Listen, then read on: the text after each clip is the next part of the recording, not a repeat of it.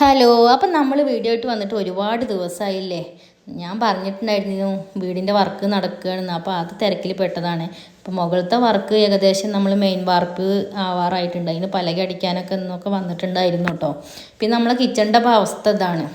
കിച്ചണൊക്കെ ആകെ പൊളിക്കുകയാണ്. ആകെ പൊടി. പിന്നെ ബെഡ്റൂമിൽ ജനലൊക്കെ മാറ്റി വയ്ക്കാനൊക്കെ ഉണ്ടായിരുന്നു അതും. അപ്പോൾ ഞാൻ പറയണ്ടല്ലോ പൊടിയുടെ കാര്യം.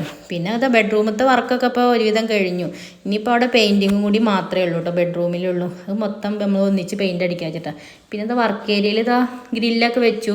പിന്നെ സ്ലാബ് അടിക്കാനുള്ള പലകയൊക്കെ അവർ അടിച്ച് പോയിട്ടുണ്ട്. ഇനിയിപ്പോൾ നാളെയൊക്കെ അപ്പോൾ വാർപ്പുണ്ടാവും സ്ലാബിൻ്റെ.